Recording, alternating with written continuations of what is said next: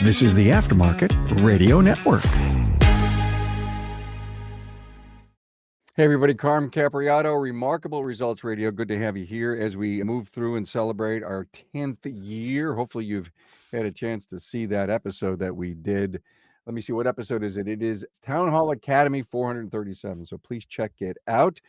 Before we jump into this thing heavy duty with Keith Katz, a word from our great partners.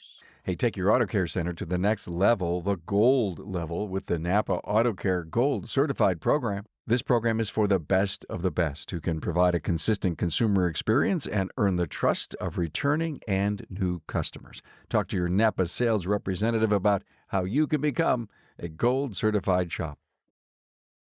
Hey, for over 30 years, NAPA Trax has made selecting the right shop management system easy by offering the best, most comprehensive SMS in the industry. We'll prove to you that Trax is the single best shop management system in the business. Find NAPA Trax on the web at napatracs.com.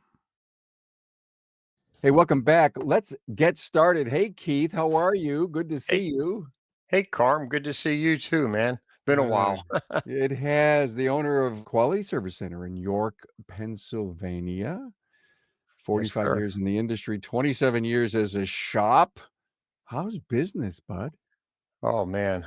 It's like everything else. It's up and down, up and down. But for the past probably 4 or 5 years, we've seen a steady growth upward. So things have been going well. Got good solid crew here, just a good set of clients, and we're real happy with where we're at right now. Going real well.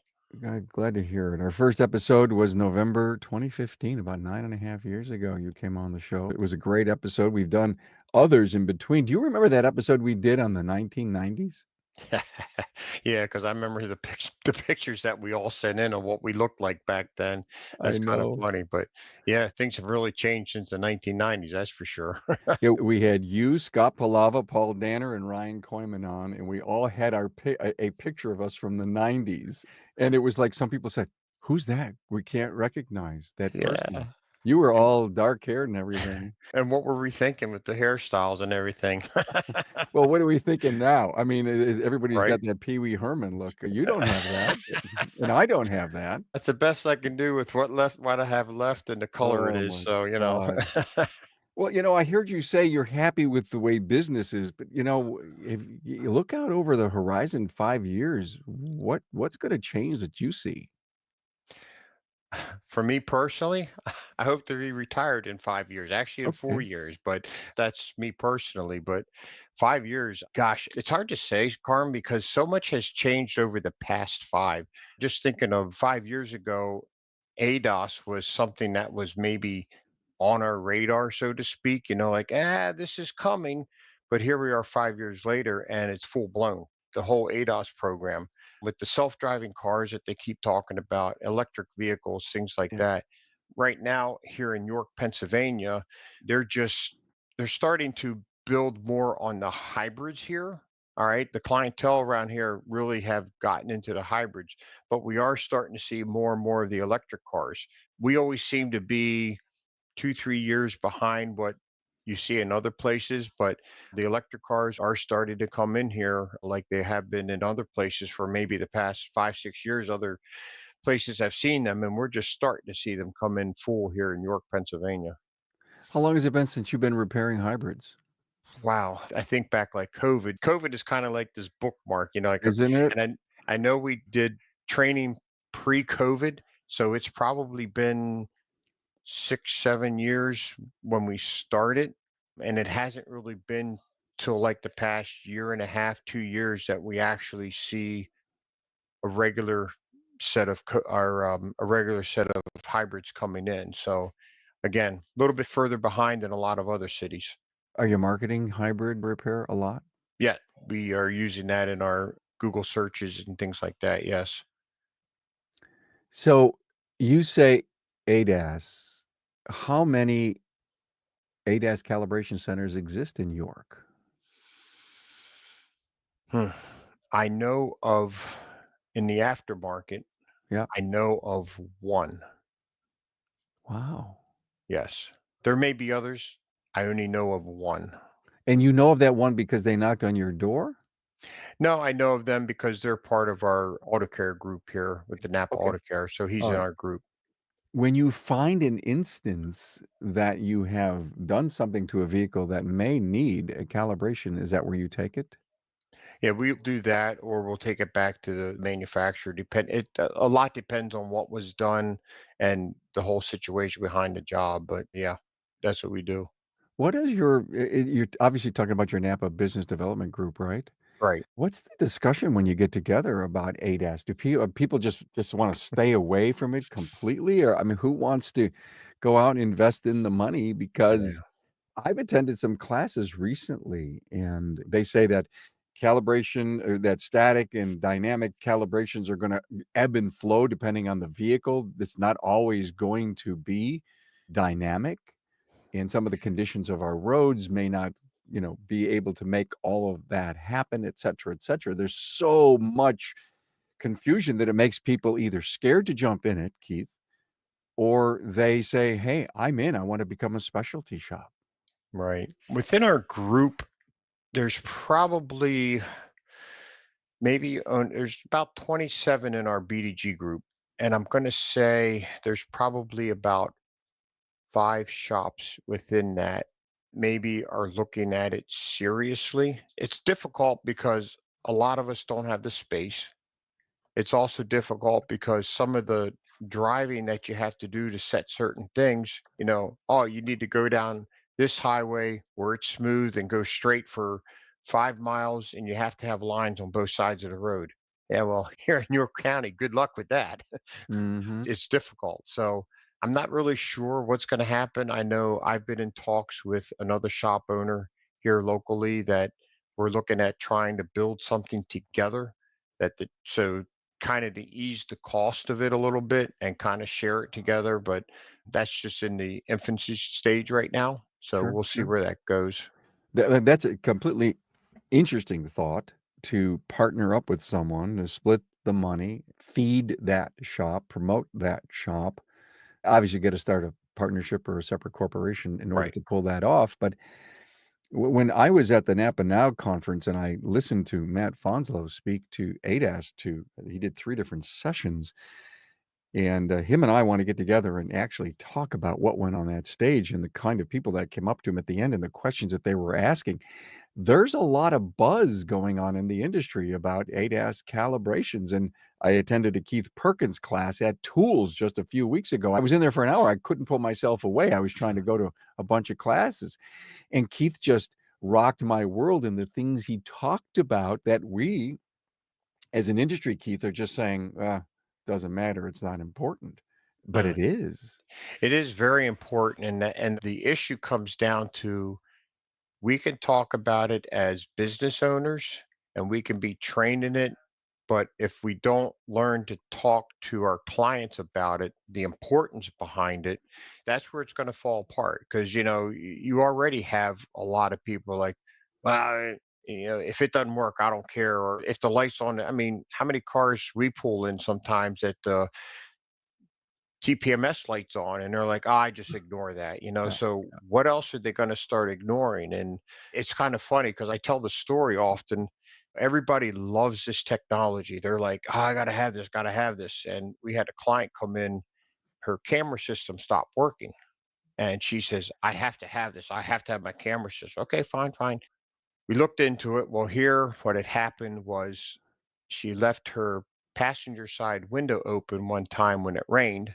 The rain got in the car. The module for the camera was underneath the passenger seat. And guess what it was full of? Water. Well, so you got the module, the programming. We needed a new harness because that was all corroded and whatnot. I mean, it was like $4,000. And she goes, well, I don't really need it that bad. So Ah, this is what I'm saying. The expense behind it is what some people will sit there and be like, well, you know what, I'm just going to ignore it and maybe turn those features off. I don't know. So we have to be able to educate our clients into this is why it's important. And the unfortunate part is the expense behind it. It's a very expensive proposition. I mean, just to do a simple calibration on a lot of these cars, you're talking two, three, $400. Yeah, exactly. Um, When I was listening to Keith and he says, look at, he's not only has L1 training and he's out training everywhere. He's doing a lot of great things. He's got a brick and mortar. When someone comes in and for whatever repair and an alignment, and he knows that the alignment is going to be pretty heavy duty alignment. And he says to it's a $99 for the alignment, but at the end of the day, it's going to be, $399. Well, Charlie down the road will do it for $89. Why is you're so expensive? And he explains it, and they end up leaving and going for the less alignment because they're not going to do the calibration to the vehicle. And so he tells that story, and then he shows a great graphic example of what a 1 degree off kilter of that front radar means at so many feet down the road. And it's really not looking where you want it to look. It's looking in the other lane that's coming at you. So no matter if it's ADAS, if it's, dynamic cruise, if it's braking, if whatever the safety features are, it's not going to work as intended. right. And when I looked at those graphics and I saw Keith at lunch later that day, I said, those graphics that you have, and this goes back to what you just said, telling the story, need to be on our counters on a laminated flip chart. We need to say, this is how the car runs now. This is how it relates to what's going on down the road, what it sees, what it feels, I guess. And there's 1 degree off. And I want you to see where that radar is looking and the job that it's not going to completely do.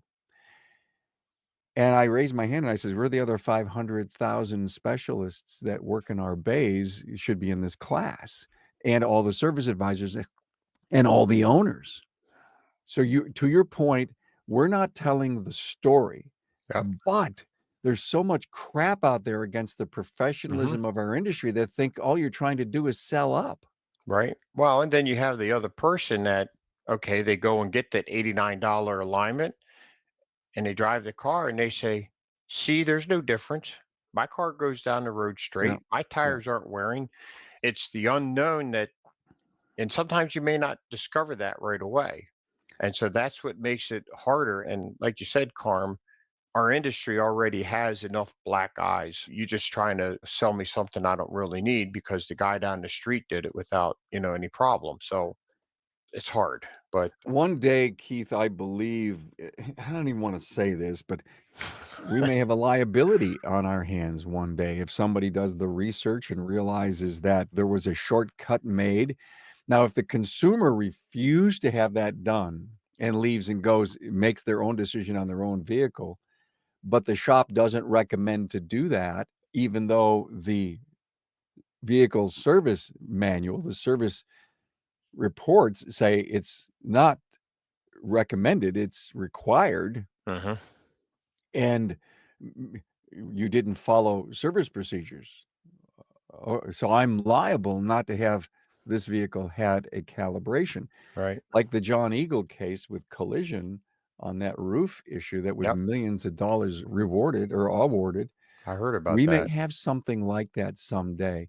Mm. And this technology that's on these vehicles and this technology to recalibrate them, this isn't Disney. This isn't a cartoon. This isn't a movie or story time. Yep. It's all real. Yep. But we choose as an industry in a lot of cases that it comes to spending money to do the proper fix, we choose to say no to it. Well, and one of the things that I've learned, Clint White, everyone knows Clint Sure White, does. Yeah. but he taught me one thing. He always said words matter. Oh, yeah. So when you say, I recommend you have this ADAS calibrated, I can or I can't. But when you use the word required, your vehicle requires this to be calibrated. All of a Yeah. sudden, it brings on new meaning. Yeah. So something that I learned from him years ago. EVs and other high voltage vehicles are changing the automotive landscape. Is your shop ready? With more than 16% of these light duty vehicles on the road, you will have many opportunities to service them, but you must do safely and properly. Get your shop trained and equipped to service hybrid and EV vehicles with NAPA Autotech's innovative EV Ready Level 1 high voltage awareness and maintenance training. This 4-day program is held in a fully functioning EV repair facility with all the latest high-tech equipment and technology needed to train your technicians to go from an EV maintenance tech to an EV battery service tech after completing the entire program. This 4-day program is held in a fully functioning EV repair facility with all the latest high-tech equipment and technology needed to train your technicians to go from an EV maintenance tech to an EV battery service tech after completing the entire program. Each topic starts with intensive classroom training followed by in-depth hands-on practice, and students are tested on the knowledge they gained in the classroom.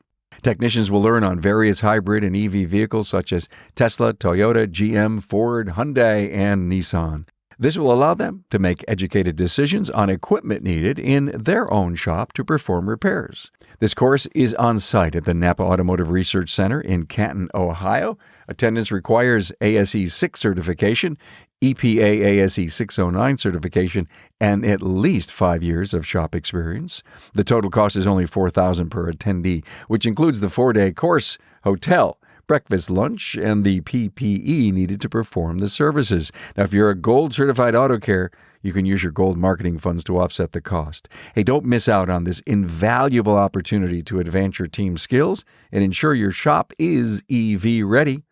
Contact the NAPA Training Service Center at 800-292-6428 to secure your spot. Hey, let's face it. Your shop management system is the single most important tool in your shop, period.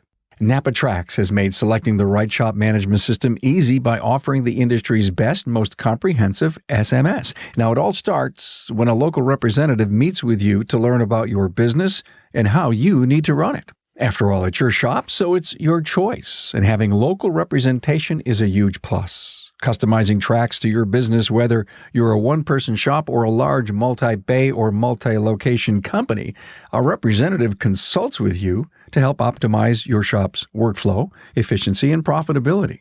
Trax always has the flexibility to do business how you need to do it, which means it can also grow as your business grows. And unlike the other guys, will be there for you after installation with the best training and support in the business. Yes, a learning management system tailored to each role in your company. Simply put, Trax was designed and built for shop owners just like you. Visit us on the web at NAPA Trax, that's NAPATRACS.com. So how do we improve our professionalism? I don't know. It's frustrating because, Carm, we here at our shop, we try to uphold the highest standards out there that we can. And we deal with it because of we have shops around us that are throw it together, it goes down the road, you hit the brakes are working fine, you're good to go. And so we deal with that all the time. We will spend the time and explain to the customer, this is why it's important. Some of them don't want to hear it, and some of them are sitting there and they're like, wow, I never knew that. Thank you for explaining that to me. So it's all a matter of just educating our clients, whether it's one on one or whether it's in some kind of, I don't know. We used to do some classes here with the ladies and, explaining how cars work and things like that. But maybe we need to hold more classes like that for the general public so they understand the complexity behind cars. I mean, it's not easy anymore. Let's just put a pin in this whole discussion. This is like critical. Let's just go out and remind ourselves that these car care clinics, and we would always years ago do them specifically for women, but car care clinics in whole, to Hmm. your point, I think the technology has moved so fast beyond what the normal consumer has. A lease car, they're not going to come. They don't care every 2 years. They're done. They Right. don't want this hassle. They always want it to be new and fresh and never break down. But the people that are holding on to their vehicles today need to understand that this is a speeding computer bullet, right? And that there's a lot you have to pay attention to. It's interesting because I had a client tell me that he's thinking about getting rid of his cars and going all electric so he doesn't have to come into the shop anymore. And I was like, okay, let me know how that works for you, dude. It's just even electric cars, there's things that are going to have to be serviced and repaired on them. It's not like you buy an electric car and you never see a shop anymore. Right. So it's just a matter of educating clients in the proper way so that they understand what exactly they're getting into. Well, there's thermal management, there's tires, there's suspension. It's amazing how okay, it goes back to this whole thing. Ask your customer, do you think that the specialists or the technicians that work on your vehicle have to be licensed? Hmm. And every one of them, Keith, I guarantee you, 99% are gonna say, "Absolutely." And then you're gonna tell them, "Well, they don't." Yeah. But to get your nails done or your hair done And I know that's a whole different discussion in the industry I know, about yeah, we're not having ready things to like, talk about yeah, that, I know, yeah. yeah. Government's got their hands in enough stuff, but it's like, they're, it's funny how anybody can work on a car and it goes down the highway doing 70, 80 miles an hour. But I have guys set my house right now putting a new AC system in, and they had to be licensed and everything else in order to do that. But yet it's just going to sit still there at my house. It's anyway. We won't get into that discussion, Carm. That's Yeah, alright. So what are you doing with your people, your team to keep them up to date? What's your training commitment to them? In fact, it's funny you talk about that because just even this morning I was on getting everybody registered for ASTA down in North Carolina at the end of September. But we attend as much training as we can. I try to hit one of the big events. When I say one of the big events, here in Pennsylvania, we have tools. ASTA is one. There's Vision out in Kansas. In fact, I was just out there in March. I think I ran Mhm. into you, as a matter of fact. Yes, you did. We will shut down the shop and take the whole crew because it's that important. We also do through NAPA, they have training going on throughout the year, evening classes, which are good and it's important. I've been preaching for many years that we shouldn't be doing evening classes because the guys work all day and then they're tired. We still have some shop owners that are like, well, that's how I always did it. So they're going to do it too and like it. And I'm like, whatever. I'd be more inclined to, hey, let's do training from 8 8 to 10, 8 to 11 in the morning, and then work the afternoon or something Yeah, like yeah. that, but You just landed something really big that bothers the hell out of me. "That's how I've always done it, damn it." Keith, when and there's so many shop owners that are closing, taking their entire team, and if not, they're taking half of their team one year and half the other, right. and they just can't accept the fact that they would close down. And you're doing it, and, so many other owners are doing it because they realize that this condensed training, be it Vision, be it ASTA, be it ATE, be it, tools, be all these other great events that are going on, they can't. Is it they can't, they won't, there's fear that they're gonna piss off a customer.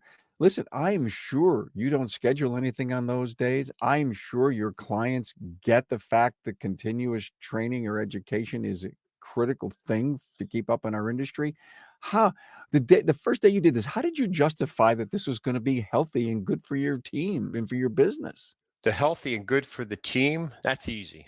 I mean, obviously, you train them, they work for you, they then produce more, they're able to repair the cars better, faster, whatever it is. So for the team, I didn't have to be convinced of that. The whole thing was taking time to close the shop. And like the first time we did anything, we flew out to Vision. So obviously, we have to shut the shop down. We have to get on a plane, fly out. We spend whatever is 2 or 3 days out there, and then we fly back. The first time I did it, I'm going to be honest, I was a little nervous. Mhm, How is the customers going to see this? What's going to happen? I would say of those that I talked to, they said, well, good for you. I'm glad you're taking the time to do that. I mean, I never had any client come and say, I can't believe you closed down. You could have at least left one person here or anything. No one ever said that. There's the fear of losing out on income. I get that. mhm. You're shut down for a day or two, depending on how long you close, and you're not bringing anything in. Plus, you're spending all this money. So, nothing coming in and you're spending additional money. Yeah, I get that can be a fear, but I don't want to step on toes, but I'm going to say it. If your business can't survive being closed for a day or two, you probably have other issues that you need to work on. and therefore you really need to be at the training.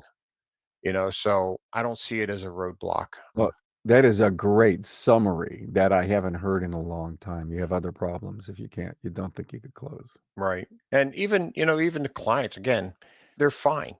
Kind of the throw into there. I'm not trying to push this or anything, but like 2.5 years ago, we decided to go to a 4-day work week. We work 4 10s.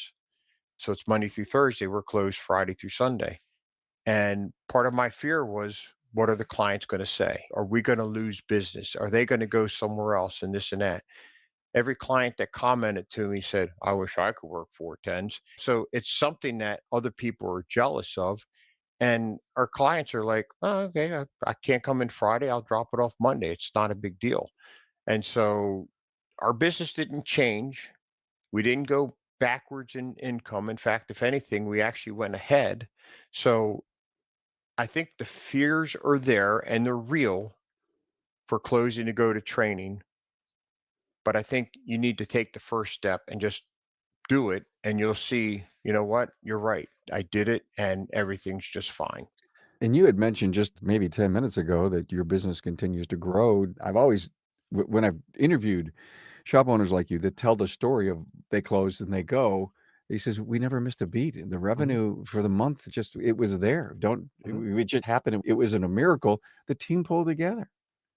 Yeah. Well, and for me personally, it helped me attract two good techs that I probably wouldn't have had a chance to get otherwise. Because when I interview people, one of the things I always ask them is, why are you looking to leave your current place? And two of the guys that work for me said, it's not that I'm unhappy. I like where I'm working. I just like the idea of only having to work 4 days and have a 3-day weekend. Well, that has nothing to do with the training, but I brought up about the 4-day work week. And so there's other benefits behind some of the things that you do in closing the shop and changing your schedule or whatever. And, the biggest benefit for us is in training is, the guys are on top of the latest and greatest. And there's, even when you get to the big shows like the Visions and the ASTAs and all that other, it's not just about the training, but it's about rubbing shoulders with other people in your industry. And you might pick up a tidbit from, the guy you're sitting next to in class. Hey, what do you guys do for, XYZ? And it's like, oh, well, this is how we do it. Like, oh, it's a great idea. And they quick jot it down and, Yeah, make a exactly. note of that. Yeah, So yeah, there's a lot that comes out of taking the time to train. yeah, yeah. I recently changed my slogan that I created 10 years ago, listen to learn just one thing. And I added the words and implement it. Mm, yep. And I'm an ideas guy, and I go to a conference or I hang out with people. I always have a paper and small notebook with me, and I just when I get back, I go through it, and I just start pulling and putting those ideas in places that I know that I could go out and react to them and do something about them. And I think that's one of the you got one, see right in front of you. Look at Yeah, that. this is my book right here. Exactly. That's the exact size I bring with me. Yeah, exactly. Just Oh, it's so and when I come back, I always leave it on my desk. So yeah, yeah, and it should be staring you in the eye and says, "Hey, read me, read me." exactly what happens. Every now and then I open, I'm like, oh, that's right. I wanted to paint the room blue or whatever. But you had to leave in order to think of that. I Yeah, know exactly. exactly, right? Young people coming in, are you doing anything with an apprentice program at all? Currently, we do not have an apprentice. We've had several over the past few years. Okay, They've I don't even know how to talk about it because some of them worked out well. okay, Others, we had one guy that, he was here for probably a year and a half. And he was like, this is too hard. I'm going to go do something else. okay. But it's good experience. It's a lot of work. I'm not going to kid anybody. It's a lot of work to bring an apprentice on. But right now, I don't have anybody working for me in the apprentice level. So If how are we someone gonna get young people in our industry? What are we gonna do? Right, drag them here. No, I think a lot of it comes down to being available to talk to schools. They have career days all the time. Sure, In sure. fact, my son just did one over at my granddaughter's school shortly before school ended. And I was like, dude, I would have done that. You should have told me. But I think that's part of it is getting into their classrooms and being able to show them that it is a good career. So succession, you had kinda tangled that up a little earlier that you'd like to be out in 4 years. Do you have an internal candidate? I do. My service manager that works for me, we've had discussions over the past couple years, and right now I'm working with my attorney to draw up some legal mumbo jumbo to kind of like handcuff him here and handcuff me here, and so that it can all work out. So that's the plan, an internal candidate. I mean, let's be honest, Carm, half the customers don't even know I own the place anymore. So Well, that's a good thing then, it right? is a good thing. That's what I So mean. so if you're down to 4 days, are you in every day, or are you, like, working 3 there and 1 from home? I'm down to 3.5 myself. Okay, alright. Yeah, I leave a half day on Thursdays now. So The team's running the business for you. pretty much, pretty much. It's funny. It's one of the hardest lessons for me to learn. I can't even think of when I learned it heard it the first time, but it's work on the business and not in Yeah, the yeah, business. yeah. And that took me many years to learn and understand. And now that I'm working on the business and not in the business, I don't know how I did it before. So anybody listening, I mean, if you're still working in it, I mean, and maybe when you're a young business and just starting out, I get it. You have to wear many hats. But as the business grows, you need to start taking some of those hats off. And I'm not going to criticize anybody that's working in their business because I know how hard it was for me to finally pull. I mean, look, I even dress nicely now so that I don't go out there and get dirty. So, Oof. I've heard that is one really big leap that, owners have been taught either by their coaches or through networking groups. Change your clothes so that you don't wanna go out and the wife comes in and says, "You were in the bays again. Why? I hate cleaning these grease off these shirts of yours." yeah, no, she would definitely say something, but no, I do that. I wear a nice pair of slacks. I wear a nice button-up collared shirt, and I look, I feel I look professional, but I don't want to go out in the shop and get all dirty. Now, I still go out there and hey, what's going on over here? Type of thing, and Absolutely. sometimes stick my nose in, but You know what? There's nothing wrong with that. That's management by walking around, that's using your intuition, that's paying attention to what's going on, and then coming back at the end of the day saying, "What did I hear? What did I see? What did I feel?" And, if you jump in and micromanage little tiny things, your team's never gonna wanna make a gutsy decision without you. yep, yep. Well, it's funny because probably goes back about 2 years now. I was out in the shop and the one guy says, "Hey," says, "have you ever seen how to do this or whatever?" And I get in there. I'm like, "Oh, move aside." I start working in there, and he kind of pulls me aside. He goes, "How am I ever going to learn if you do it for me?" And I thought that was good. Yeah. So I just kind of backed off and I said, "Here's what you need to do." And I just kind of stood there and folded my hands and let him do his job. So it's difficult for me. I was always a hands-on person, and so that very difficult for me to make that transition. Those are always great slap upside the head moments that we all need. I wrote my most recent blog that I wrote was called "Are You a Mechanic or Owner?" And it's just kind of what you and I talked about. And we want to open a business, and we have for years, and it's a hobby. And in order to really reap the benefits of really good quality success, both personal and business, you have to become, the chief executive officer somehow. And no one knows how. That's why they hire a coach or an accountability partner, or go to these conferences and take all these great classes to teach them that. You were mentioning working on the business, and of course, that was Michael Gerber's The E Myth that was written so many years ago, and it applies exactly to our business. I mean, I think that's going to be a business. Oh, I can't even think of the right word, but something that if you want to get yourself up and out of, I don't want to say the word failure or marginality in making a profit and running a business and hiring great people, you have to learn not to work in it, but work on it, and Yeah. that's such a tough haul for people. It is hard because again, I mean, when I went into business for myself, it was me. I Yeah. mean, I answered the phone, I made the appointments, I did the invoice, I did the repairs, I did everything. And slowly you start hiring other people to do those things, but you still feel like you got to have your fingers in it all. Yeah. And honestly, one of the hardest things for me was going from, even though we're working 4 days a week, but I went from a 4-day work week to 3.5. And I leave at 1 o'clock on Thursdays, and I'm like, oh, it still feels weird, Carm. It Yeah, really yeah, does. I bet But you. I walk away and I'm like, I know things are going to run just fine, and I'll come in Monday and the shop is still here and everything got closed out on Thursday like it should, and life is good. So it's getting easier though. Well, I love what this great advice that you've given us. And again, one of the best advices that I was ever given was the words pay attention. And you can still pay attention from afar. You can still review, do repair order audits. I mean, there's still so many things that you as an owner can do to stay connected to the Mhm. business as you are grooming a successor. And even if someone's listening to this and says, well, I'm only really 40 years old, everyone tells me it's a perfect time to start planning this long term, because you never know who the candidate to an internal succession could be. And if you're growing a great business and you're young and you've gotten the right mentoring or accountability partner, the big thing today, Keith, and we haven't even talked about this, but scaling and growing, and the opportunity for private equity to come in and buy up these 5 to 10 store groupings, of these independent groupings.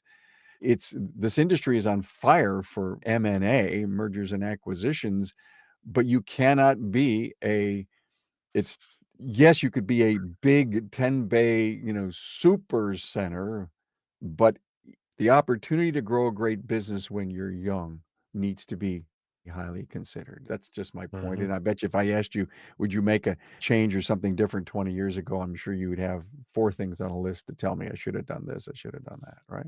I'll tell you the first thing, should have hired a coach right from the start. There's always all kinds of things, you woulda, shoulda, coulda, but I don't know how long I fought having a coach. I got it. I'm good. I'm good. I'm good. I But know. that just makes a whole difference having a coaching company with you. And I don't care who you pick. I mean, there's all kinds out there. There's a lot of great people out there. Just pick one and work with them. Listen to them. They know their stuff. Yeah, yeah. Such incredible advice. Thanks for hanging out with me, and let's catch up to find out what's going on in the world of Keith Katz at Yeah. Quality Service Center in York, PA. Wow, Well, 27-year business. and again, when you mentioned that, it was 2015 when we did our first We did our first one, yeah. podcast together, just kind of like shooting the breeze. And it's like 10 years ago. Come on, Carm. That's a long time. And you've done a lot of great things with your podcast. So I appreciate them all. And I think if we both look at each other's picture from then, we have a little less gray hair. I'll bet we M do. But you are so young in what you speak and how you look, and I don't feel gray hairish. Yeah. I probably had a lot less wisdom back then too. It's amazing the things that you learn in 10 years. But Absolutely. Well, hey, thank you so much for being here. And to our listener, thank you so much for your support over all these years. And we have some really fun, neat, new things that are coming up that we can't wait to make some announcements about. And whatever you do, please do it well. Thanks, Keith. thank you.